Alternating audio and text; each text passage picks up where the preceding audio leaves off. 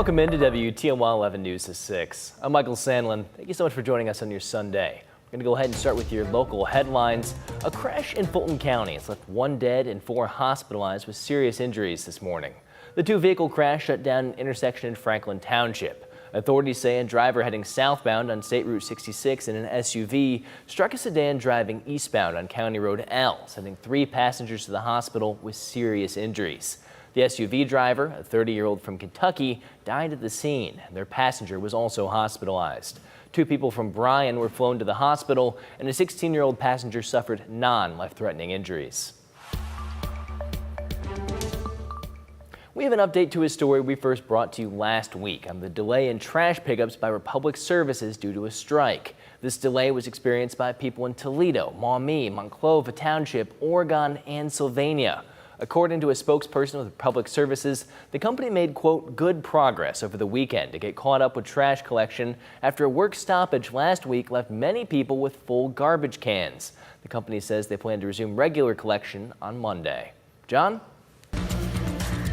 Well, the heat and humidity are here to stay as we head into the upcoming work week. Get used to those temperatures that'll still be in the lower 90s. I do think most of you are going to stay dry through the day Monday, but there is going to be a slim chance for a brief pop-up shower. Current conditions, seeing those beautiful fair weather cumulus clouds, temperatures in the upper 80s, and it is going to stay toasty for the next couple of days. Temperatures still at 90 degrees in Fulton County, a warm one at the Henry County Fair, and down into Putnam County around 90 degrees as well. Clear skies on radar and satellite, but there is a weak cold front that is going to spark some isolated storms, mainly Tuesday and into Wednesday. Tomorrow morning already near 70 out the door and lower 90s into the afternoon. Heading into the next couple of days, scattered storm chances possible Tuesday and Wednesday, and turning a little less humid and more comfortable Thursday for those kids that are headed back to school this week. In terms of rainfall, most areas staying dry Monday. A couple pop-up showers can't entirely be ruled out, but I think the better chances of storms hold off until late Tuesday and then into Wednesday as this cold front comes working on in from the west-northwest.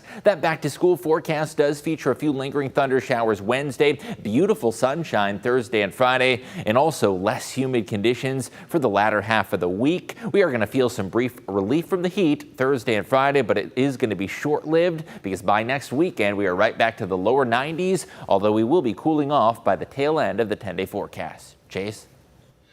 All right, John, thanks. When we return, I sat down with St. John's new head football coach, Joe Horn. Hear what it's been like to take over the program. Coming up next in sports.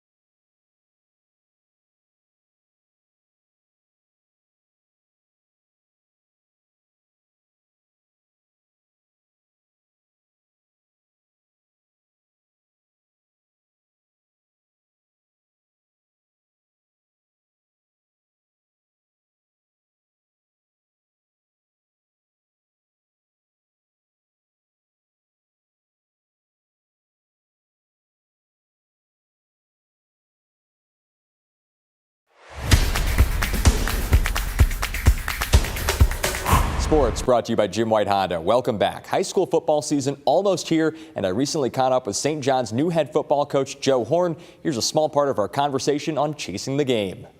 It's been a crazy whirlwind the last 6 months, but it's been a lot of fun. I was literally going to ask you, like, to the word, has the last 8 months been a whirlwind for you since you took the job for St. John's back in December? Yes, no, it's and it hasn't stopped just from the day we started there. It's been one thing after another, just trying to adjust for myself and also to get things kind of going the way I want it to be. And it felt like I had a lot of time.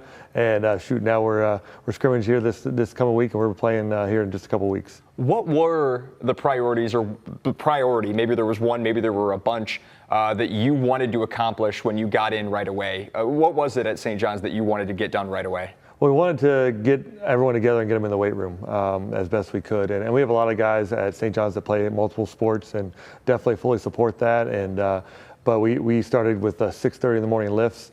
And we had a tremendous turnout there for the first couple months. And then when the spring sports started to happen, we lost a little bit of guys, but they also were working and doing their own sports. So it was really good to get back together in June. But that was kind of the main thing that we started on was, hey, we want to get after it in the weight room, kind of build up our bodies, get that strength going, but also give us an opportunity to kind of build our culture and kind of install those pieces of effort and togetherness that we've been asking them throughout the year. Did you feel like you needed to change a lot about the culture, or was there already a pretty strong culture there? Like, did you feel like there was a lot that needed to change in that regard?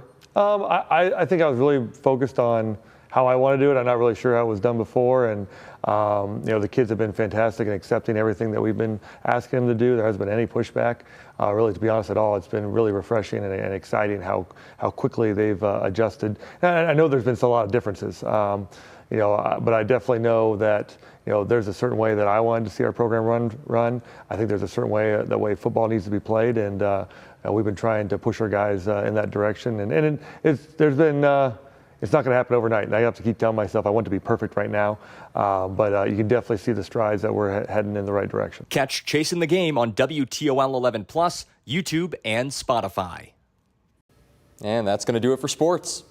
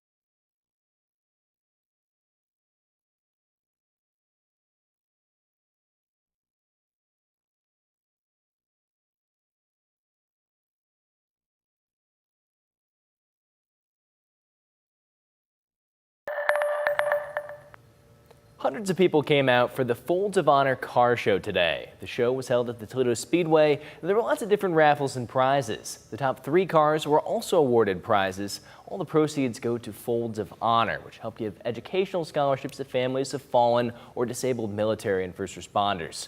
For more information on Folds of Honor, go to the links mentioned section over on our website. And John, what a great day for a car show, huh? Yeah, definitely a hot day for it. Maybe a good one to open up the moonroof or the windows. Absolutely. Maybe roll down the windows. All right, everybody. We'll see you at 11. Take care.